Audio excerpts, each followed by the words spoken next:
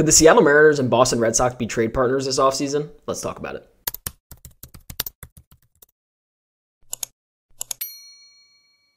So as some of you may know, this has definitely been a conversation that's been going on for about a year and a half now, even dating back all the way to last offseason when a lot of Red Sox fans and people within the Red Sox environment were discussing how Logan Gilbert would be awesome for them to acquire, but he would basically only be worth someone like Jarren Duran. Now, Jarren Duran is a very good baseball player, but for someone like Logan Gilbert, who is basically making himself an ace on most teams in Major League Baseball, that is a very low trade price. Now, let me start off by saying this. I do not want the Mariners to entertain trading any starting pitching unless it is a deal that they cannot resist by getting two MLB-ready players that are absolute studs, but the likeliness of that happening is very slim to none. But I have seen a few more articles talking about the Red Sox making trades for Seattle Mariners starting pitching, and I'm going to go over a few of those today and kind of give my honest opinion about them. I've seen ones where they talk about trading for George Kirby or trading for Logan Gilbert. I really haven't seen anything about Luis Castillo, Bryce Miller, or Brian Wu. Those are just the two that I've really seen. Now, the first one we're going to go over is one from Sports Illustrated. I'm guessing it is the Red Sox specific Sports Illustrated, but it basically says Red Sox blockbuster trade proposal lands Mariners ace for lefty slugger. So now what would the Mariners be giving up? They would be giving up George Kirby as well as Dylan Moore in this trade. And they would be receiving first baseman Tristan Casas as well as two prospects in the Red Sox system,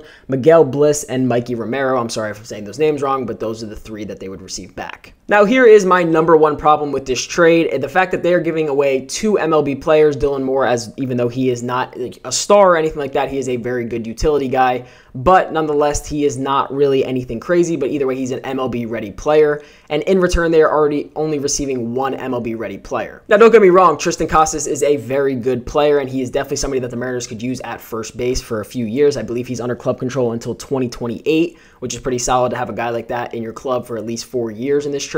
He has 840 career plate appearances with 42 home runs and a 250 batting average, as well as an 830 OPS. So the guy can definitely hit. As we know, he is known as the quirky first baseman. He does a lot of weird stuff pregame, like meditating on the field and stuff like that, but that is his thing, and it clearly works for him. But just something that I've seen across a lot of these Red Sox Mariners discussions is that the Mariners would be giving up one of their star pitchers, and yes, I say star pitchers because just about every single player in their rotation is a star pitcher in today's game. And in one of the articles, it even said that the Red Sox would have to give up a massive prospect haul to get somebody like Logan Gilbert or George Kirby.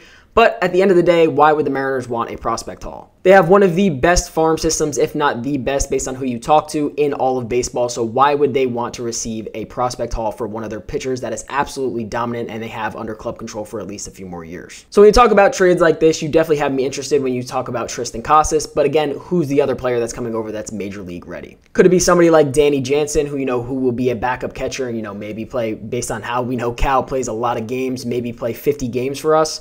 Or do we focus our attention towards somebody, like maybe Rob Refsnyder, somebody who's definitely a very productive player for the Boston Red Sox? But when I say the Red Sox first baseman Tristan Casas has been talked a lot about in the Mariners space, Adam Jude from the Seattle Times even posted an article about 3 moves the Mariners should make this offseason, and Tristan Casas is number 1 on this article. While I agree with most of the things he says in this article, the 2 things that I can't get over is, one, he says the reason for getting somebody like Tristan Casas is because he is really good and very affordable. But then you move down a little bit further in the article and it says the acquisition cost is steep. So the main reason that I really do disagree with this, and this isn't just for the Boston Red Sox, but this is specifically across any time we will trade a starting pitcher that we have, is this team receiving them will have them under club control for a long time, and they are still getting paid in the arbitration, so they aren't getting paid overly. They should be obviously being paid a lot more than they are, but just based on all those rules, and I'm not a contract expert by any means, but based on all those rules, they are still very, very affordable. And the reason that the Red Sox would be willing to get rid of Tristan Casas is because they have been rumored to be around Alex Bregman and really interested in signing Alex Bregman this offseason, who is a free agent,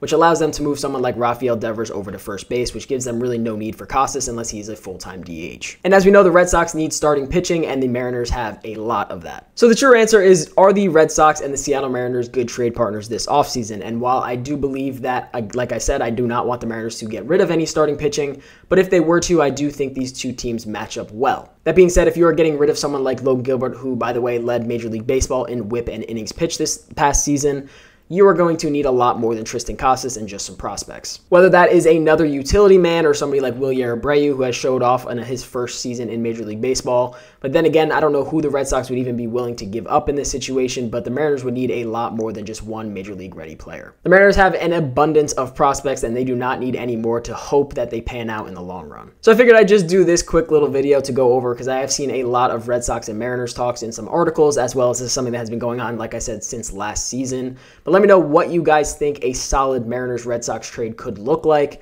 Otherwise, I hope you guys did enjoy the video, and I'll see you guys in the next one. Peace out.